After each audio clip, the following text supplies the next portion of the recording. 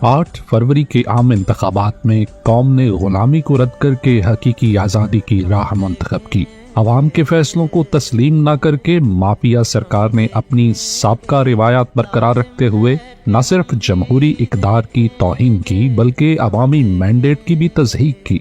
जो भी कोशिश करेगा आप कि पब्लिक के मैंडेट को चोरी करे, कोई भी समझता है कि बंद कमरे में फैसला कर लेंगे मुल्क के मुस्तकबिल का, अब ये किसी गलत फहमी में ना रहे। ये मुल्क, ये कौम हकीकी आजादी की तरफ चली गई है। बंद कमरों में कौम की तकदीर लिखने वाले काश समझ सकें कि जो सियासी सर्कस कौम एक दूसरे पर बहतान तराशी करने वालों से लेकर एक दूसरे को सियासी कांधा फराहम करने वालों तक का देख रही है, वो दर हकीकत माफिया की अब्दी सियासी मौत हो रही है। अब अगर हमने मियाँ को छोड़ दिया तो शायद अल्लाह भी हमें माफ न करे, इसलिए कि ये कौमी चोर है, ये हारियों का चोर है और हम ऐसे दरिंदे को बर्दाश्त नहीं कर सकते। सरदारी साहब, ये 6 करोड़ डॉलर आप कहां से लेके आए हैं? हम उस वक्त तक चैन से नहीं बैठेंगे जब तक ये 6 करोड़ डॉलर पाकिस्तान वापस नहीं आते। शहबाज शरीफ साहब जो है वो पंजाब का कातिल आला है, उसने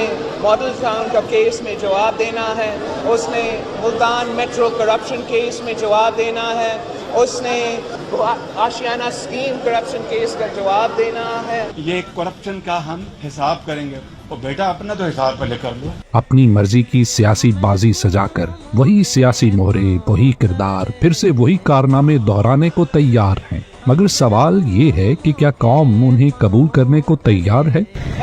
हमारा आजादी, हम जीत रहेंगे आजादी। सियासत का मकसद इक़्तिदार का हुसूल नहीं बल्कि अवाम को एक नजरिए पर लाकर खड़ा कर देना है जो उनकी आज़ादी, बेदारी और खुददारी और खुद मुख्तारी का मरकज हो। पाकिस्तानी अवाम और इमरान खान का नजरिया जीत गया और माफिया की बदतरीन सियासी शिकस्त हो गई है। जिस तरह हम एक कौम बनते जा रहे हैं, एक कौम के लिए कोई चीज नामुमकिन नहीं होती। जब कौम इकट्ठी हो जाती है वो सब कुछ कर सकती है।